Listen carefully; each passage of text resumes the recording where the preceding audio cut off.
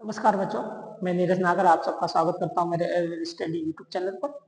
और आज हम पढ़ने वाले हैं प्रोकैरियोट सेल्स। प्रोकैरियोट्स कोशिकाएं क्या होती हैं उसके बारे में आज जानकारी प्राप्त करेंगे। देखो बेटा, आपको बोर्ड पे एक डायग्राम दिखाई दे रहा होगा। ये प्रोकैरियोट कोशिका का डायग्राम, ठीक है। किसका डायग्राम है? प्रोकैरियोट कोशिका। एक बार समझना बेटा, प्रोकैरियोट कोशिकाएं क्या होती है, यूकेरियोट कोशिकाएं क्या होती है। सेल्स के बारे में आपने सबने जाना होगा कि जीवन की शरीर की सबसे छोटी संरचनात्मक क्रियात्मक इकाई होती है कोशिकाएं। यानी हमारी शरीर जो बना हुआ होता है, कोई भी जीव जो है उसका जो शरीर बना होता है वो कोशिकाओं का बना होता है। कोशिकाएं जो है वह क्या होती है बेटा? दो प्रकार की होती है, अर्थात इन कोशिकाओं के आधार पर जीव भी दो प्रकार के होते हैं। एक तो है प्रोकैरियोट कोशिकाएं और एक क्या होती है बेटा? यूकेरियोटिक कोशिकाएं। जितने भी सूक्ष्म जीव होते हैं जिन्हें हम आंखों से नहीं देख पाते हैं, ऐसे मतलब आप ये समझ सकते हो ऐसे जैसे बैक्टीरिया हो गए, ठीक है। इसके अलावा जो है आप वायरस हो गए, ठीक है, प्रियोन्स हो गए, वायरॉइड हो गए। ये जितने भी सूक्ष्म जीव है जिन्हें हम आंखों से नहीं देख पा रहे, इनमें कौन सी कोशिकाएं होती हैं? और हमारे जैसे जीव जो विकसित जीव है, ठीक है, कुत्ता, बिल्ली, शेर या जिन्हें भी हम आंखों से देख पा रहे हैं, उन जीवों में कौन सी कोशिकाएं होती है? क्या दोनों में सेम होती है? नहीं होती। यानी जो विकसित जीव है उनमें कुछ अलग प्रकार की कोशिकाएं होंगी और जो सूक्ष्म जीव होते हैं उनमें अलग प्रकार की कोशिकाएं होती है। तो उन कोशिकाओं के बारे में समझने वाले हैं आज कि भाई उनमें कौन सी कोशिकाएं होती है और हम में कौन सी कोशिकाएं होती है। देखो बेटा, जो सूक्ष्म जीव होते हैं उनकी कोशिकाओं को हम क्या कहते हैं बेटा? प्रोकैरियोटिक कोशिका कहते हैं, ठीक है। और जो विकसित जीव होते हैं उनकी कोशिकाओं को हम क्या कहते हैं? यूकेरियोटिक कोशिका कहते हैं। अब शरीर को प्रोकैरियोट कोशिका क्यों कहा गया और यूकेरियोट कोशिका को यूकेरियोट क्यों कहा गया? ठीक है। प्रो का मतलब होता है प्राग, पहले का। प्रो का मतलब क्या होगा? पहला का। और कैरियोटिक जो बना है वो कैरियोन से बना है, यानी केंद्रक की बात कर रहे हैं हम। यानी केंद्रक के पहले का केंद्रक क्या कहलाता है बेटा? प्रोकैरियोट कहलाता है। क्या कहलाता है? प्रोकैरियोट। यानी इसके अंदर ऐसा केंद्रक होता है जो हमको आप ये कह सकते हो जो पूरा का पूरा वेल डिफाइन नहीं होता है। यानी हम उसको एक तरीके से पर्टिकुलर कोशिका के अंदर ये नहीं बता सकते कि इस जगह क्या है केंद्रक होगा। ऐसा क्यों कह रहा हूं मैं? ऐसा इसलिए कह रहा हूं बेटा कि प्रोकैरियोट कोशिकाओं का जो केंद्रक होता है उनमें क्या नहीं होता बेटा? याद रखना है, इनका केंद्रक सुस्पष्ट नहीं होता है। बड़ी इंपॉर्टेंट बात याद रखना, प्रोकैरियोट कोशिकाओं की कुछ बातें हैं उसको याद रखना है। क्या याद रखना है? सुस्पष्ट केंद्रक नहीं होता, सुस्पष्ट केंद्रक नहीं होता।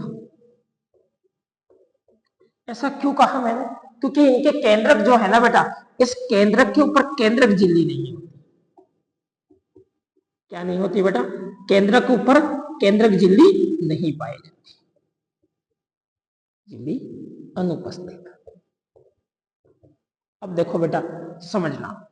देखो, यह आप देखो एक मनुष्य, इसके बारे में आप सब देखो, एक सिंपल सा उदाहरण दे रहा हूं मैं। मनुष्य का इसलिए ले रहा हूं क्योंकि हमारी कोशिकाएं हैं, हम अच्छे से जान पाएंगे, ठीक है। ये मनुष्य है, इस मनुष्य के ऊपर यदि चमड़ी नहीं, ये जो त्वचा है, अगर ये नहीं पाई जा रही है तो क्या हम उस किसी भी मनुष्य को आइडेंटिफाई कर सकते हैं, पहचान सकते हैं? नहीं पहचान सकते। जब चमड़ी नहीं होगी तो कैसे पहचानेंगे? वैसे ही इस कोशिका के जो ये केंद्रक है, ठीक है, इस केंद्र के चारों तरफ क्या नहीं पाया जाता बेटा? केंद्रक झिल्ली नहीं पाई जाती।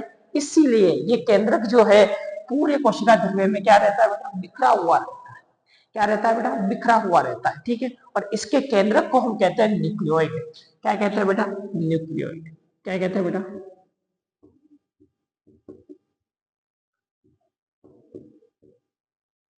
क्या कहा जाता है? न्यूक्लियोइड्स कहते हैं। यानी प्रोकैरियोटिक कोशिकाओं के केंद्र को क्या कहते हैं बेटा? न्यूक्लियोइड्स कहा जाता है, क्योंकि ये पूरा का पूरा क्या होता है? इसमें बिखरा हुआ होता है। अब हम कैसे पहचानेंगे कि भाई यहाँ इसका केंद्रक है? तो याद रख, केंद्रक में होता क्या है बेटा? केंद्रक में इंपॉर्टेंट पदार्थ जो है वो आनुवांशिक पदार्थ होते हैं, यानी डीएनए और आरएनए होता है। यानी इस पूरे कोशिका के अंदर, इसके अंदर कोशिका ध्रुव होता है। इस कोशिका ध्रुव के अंदर जहां भी हमारे को केंद्र डीएनए और आरएनए यानी आनुवांशिक पदार्थ पाए जाएंगे, वही हम इसका क्या मान लेंगे? केंद्रक मान लेंगे। जैसे माना कि यह है, इसका क्या है? डीएनए और आरएनए। क्या है बेटा? डीएनए व आरएनए आनुवांशिक पदार्थ है।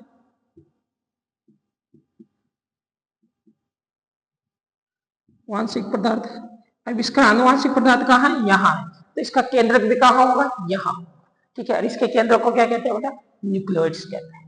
ठीक है, ये बात समझ गए। अब देखो बेटा, इसके ऊपर 3 परत होती है। प्रोकैरियोट कोशिकाओं के अंदर कितनी झिल्लियां पाई जाती है? 3 झिल्लियां पाई जाती है। एक तो होता है सबसे बाहर की तरफ, ये जो आपको बाहरी ब्लैक मार्कर से मैंने बनाई है, इसे कहते हैं बेटा आउटर मेम्ब्रेन। क्या कहते हैं बेटा? आउटर मेम्ब्रेन, बाहरी परत, बाह्य परत, आउटर मेम्ब्रेन। ठीक है, इसे क्या कहते हैं? आउटर मेम्ब्रेन कहते हैं। ठीक है, इसके अंदर की तरफ जो है ये है बेटा इंपोर्टेंट मेम्ब्रेन। कौन सी है? Cell wall. क्या है बेटा? कोशिका भित्ति। याद रखना है, कोशिका भित्ति प्रोकैरियोट कोशिकाओं में भी पाई जाती है। ठीक है, तो इसके अंदर जो अंदर की तरफ नीले मार्कर से बनाया हुआ है, तो ये क्या है? कोशिका भित्ति, सेल वॉल, कोशिका भित्ति। ठीक है, ये लीजिए। एक और अंदर की तरफ आपको दिखाई दे रही होगी, यह है बेटा, इसको यहां बना देता हूं। ठीक है, यह जीव ध्रुवीय कला, जीव ध्रुवीय कला यानी प्रोटोप्लाज्म। प्रोटोप्लाज्म क्या है बेटा? Protoplasm membrane, protoplasm membrane. ठीक है, प्रोटोप्लाज्म मेम्ब्रेन। ठीक है, जीव ध्रुवीय कला यहाँ, जिसके चारों तरफ जीव ध्रुवीय है, जो जीव ध्रुवीय को क्या रखता है बेटा? ढके हुए रखता है। ये 3 मेम्ब्रेन इसमें देखने को मिलती है। अब जो आउटर मेम्ब्रेन है, इसके ऊपर छोटी छोटी सी आपके रोम दिखाई दे रहे होंगे, ये रोम जैसी कुछ धारियां दिखाई दे रही होगी, इन्हें हम कहते हैं, इसे कहते हैं पिलाई। क्या कहते हैं बेटा? पिलाई कहते हैं। क्या कहते हैं बेटा? पिलाई कहा जाता है। ठीक है, अब आगे बात करते हैं। अब देखो बेटा, आउटर मेम्ब्रेन जो है ये किसकी बनी हुई होती है? तो याद रखना है, यह है जो है ग्लाइको कैलेक्स की बनी होती है। किसकी बनी होती है? ग्लाइको कैलेक्स की बनी होती है। और यह क्या कार्य करती है? यह बेटा है ना, इसको आकार देती है। क्या कार्य करती है? आकृति देती है। इसके कारण जो है यह हमारे को जो पूरा जो आपको ये दिखाई दे रहा है ना, ये आवरण, ये क्या कहलाता है बेटा? कैप्सूल कहलाता है। क्या कहलाता है? कैप्सूल। तो ये कैप्सूल का निर्माण करती है। किसका निर्माण करती है बेटा? कैप्सूल का निर्माण, कैप्सूल का निर्माण करती है। कैप्सूल का निर्माण किसके द्वारा होता है? आउटर मेम्ब्रेन के द्वारा किसका निर्माण होता है? कैप्सूल का निर्माण होता है। ठीक है, और यह कैप्सूल के कारण जो है इसकी संक्रमण अवस्था भी बढ़ जाती है। क्या बढ़ जाती है बेटा? संक्रमण अवस्था बढ़ जाती है, यानी संक्रमित करने की जो ताकत है ना, वो क्या हो जाती है? बढ़ जाती है। किसके कारण बढ़ जाती है? कैप्सूल के कारण। कौन निर्माण करता है? तो याद रखना, आउटर मेम्ब्रेन इसका निर्माण करता है। ठीक है, इसके अलावा और क्या बात याद रखनी है? और ये याद रखना, कुछ ऐसे होते हैं, यार सभी में नहीं बात करा मैं, कुछ ऐसे जीवाणु होते हैं जिनके अंदर जो है बेटा एक परत और पाई जाती है, जिनके अंदर एक परत और पाई जाती है, अपवंक परत कहते हैं। क्या कहते हैं बेटा? अपवंक परत कहते हैं, अपवंक परत कहते हैं। और इसके अलावा जो है इसके अंदर लवक भी पाया जाता है, हरित लवक। कौन सा लवक बेटा? हरित लवक भी उपस्थित होता है, लवक भी पाया जाता है किसी किसी के अंदर। ठीक है, ढीली ढाली एक परत पाई जाती है, ये काफी कठोर परत है बेटा। ठीक है, लेकिन कुछ पादप ऐसे, कुछ ऐसे बैक्टीरियास होते हैं जिनके अंदर ढीली ढाली परत पाई जाती है। इस ढीली ढाली परत को क्या कहते हैं? अपवंक परत कहते हैं। और कुछ के अंदर जो है हरित लवक भी देखने को मिलता है। ये हो गई हमारी आउटर में। अब आ जाओ बेटा सेल वॉल के बारे में बात करते हैं। सेल वॉल किसकी बनी हुई होती है? तो सेल वॉल जो बनी होती है बेटा, पेप्टिडो टीडो ग्लाइकोन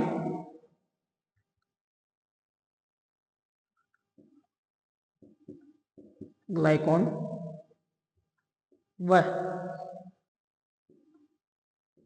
म्यूकोपेप्टाइड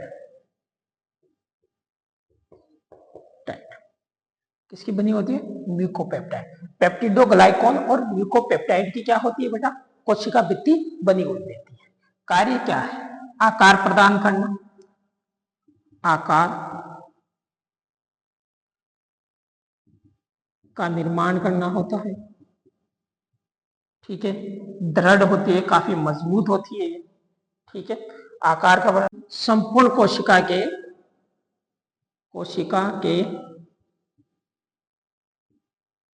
सूक्ष्म भार का 10 से 40% होती है, 10 से 40% होती है। ये बात इसके बारे में आपको पता होनी चाहिए। और क्या बात करते हैं हम? किसकी? जी धर्व्य कला के बारे में बात करते हैं। किसके बारे में बात करते हैं? जी धर्व्य कला की। जी धर्व्य कला को बेटा चलो यही लिख डाल देते हैं इसी में। जी धर्व्य कला जो बनी होती है, याद रखना है, जी धर्व्य कला जो है वह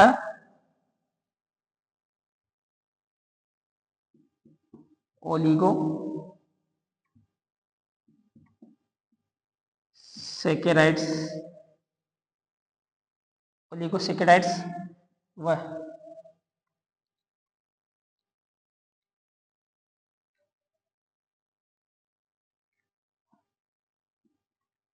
ग्लाइको प्रोटीन्स की बनी होती है। किसकी बनी होती है? ग्लाइको प्रोटीन्स और ओलिगोसेकेराइड्स के ये बने होते हैं। ठीक है, इसके अलावा और क्या बातें याद रखनी है? जीव द्रव्य कला, ये संपूर्ण जीव द्रव्य को क्या रखती है? ढके हुए रखती है। संपूर्ण जीव द्रव्य को ढकने वाली जो कला है वो कौन सी है? जीव द्रव्य कला है। ठीक है, आगे बात कर सकते हैं इसके बारे में। और क्या बात करते हैं? यह बेटा ना अर्धपारगम्य होती है। क्या बात याद रखोगे इसके बारे में? ये कैसी होती है? अर्धपारगम्य। यहां लिख देता हूं मैं, अर्धपारगम्य। अर्धपार कैसी होती है बेटा? अर्धपारगम्यता इसमें देखने को मिलती है, यानी कुछ पदार्थ इसमें से आर पार हो सकते हैं। कौन कौन से पदार्थ आर पार हो सकते हैं? तो याद रखना, जो इसका कार्य है ना बेटा, इसका कार्य यही क्या है बेटा?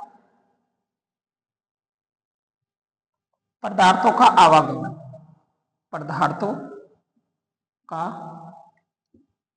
आवागमन करता है। कौन कौन से पदार्थ? उत्सर्जी पदार्थ, शोषण के लिए, ठीक है, सभी चीजों के लिए यह क्या होती है बेटा? कारगर होती है। जीव द्रव्य कला से शोषण भी करते हैं, ठीक है, उत्सर्जन भी करते हैं, इसके अलावा प्रकाश संश्लेषण भी करते हैं। कुछ पादप जो है जिनमें प्रकाश संश्लेषण होता है, उन जीवाणुओं में ये है क्या करते हैं बेटा? प्रकाश संश्लेषण की क्रिया भी करते हैं। तो ये सारी कार्य जो है वो किसके द्वारा होती है? जीव द्रव्य कला के द्वारा होती है। लेकिन कुछ ऐसे जीव होते हैं जिनमें जीव द्रव्य कला जो है वो कुंडलित होकर क्या बना लेती है? त्रिस्तरीय एक आवरण बना लेती है, और उस त्रिस्तरीय आवरण को हम कहते हैं बेटा मीजोसोम्स। यहां मैं लिख देता हूं मीजोसोम।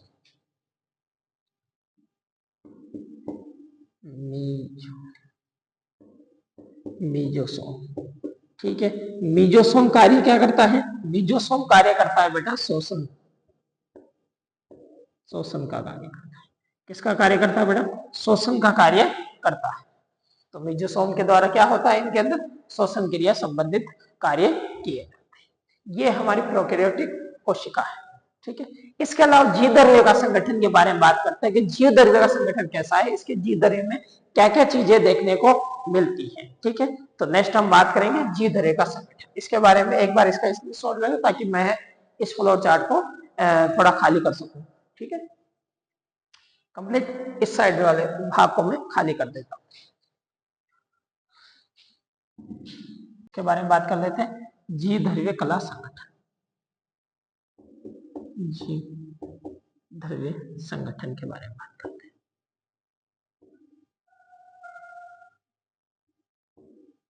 ठीक है, संगठन के बारे में बात करते हैं। क्या क्या होता है इसके अंदर? सल्फर कण पाए जाते हैं, इंपॉर्टेंट बातें याद रखना। सल्फर कण कण देखने को मिलता है। दूसरा इसके अंदर याद रखना, ग्लाइकोजन, ग्लाइकोजन देखने को मिलते हैं। इसके अलावा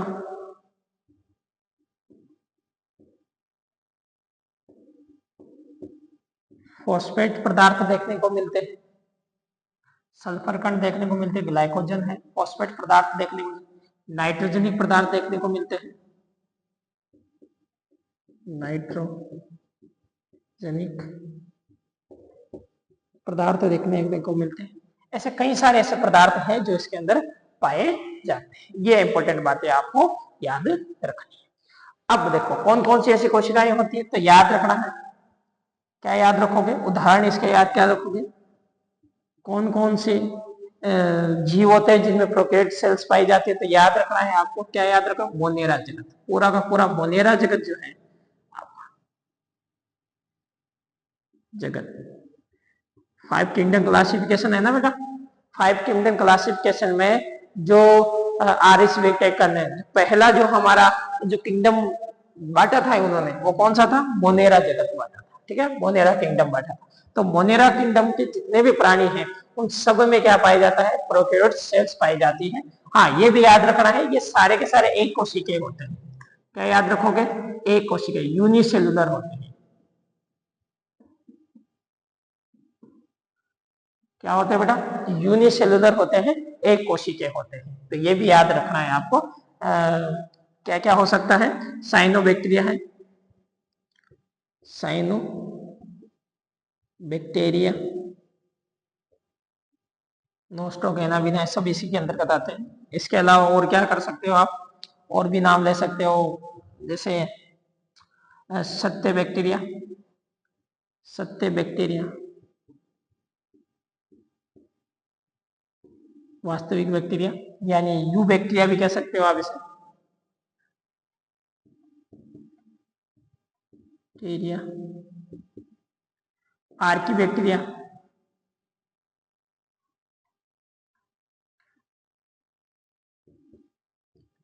आर्की बैक्टीरिया। ठीक है, माइकोप्लाज्मा, माइकोप्लाज्मा। हाँ, ये याद रखना है, माइकोप्लाज्मा पर कोशिका भित्ति नहीं पाई जाती, कोशिका भित्ति अनुपस्थित होती है। माइकोप्लाज्मा पर कोशिका भित्ति जो है वो क्या रहती है बेटा? अनुपस्थित होती है। माइकोप्लाज्मा पर कोशिका भित्ति नहीं पाई जाती है, आपको याद रखना। ठीक, इसके अंदर राइबोसोम्स भी पाई जाती है। ये है यहाँ बनाया हुआ है हमने, लेकिन लिखा नहीं। एक बार और याद रखना है क्या चीज? इसके राइबो 17S प्रकार का क्या पाया जाता है बेटा? प्रकार का राइबोसोम पाया जाता है। क्या पाया जाता है बेटा? राइबोसोम, सोम पाया जाता है। ठीक है, ये आपको याद रखना है। ठीक है, तो ये याद रखना है। ये संपूर्ण प्रोकैरियोटिक कोशिका जो है वो कंप्लीट हो चुकी है। यानी नीट के अंदर अगर प्रोकैरियोटिक कोशिका में से कोई सवाल बना है तो इससे बाहर एक भी सवाल नहीं जाएगा, ये याद रखना है आपको। ठीक है, तो कंप्लीट वीडियो आप अच्छे से देख लेना।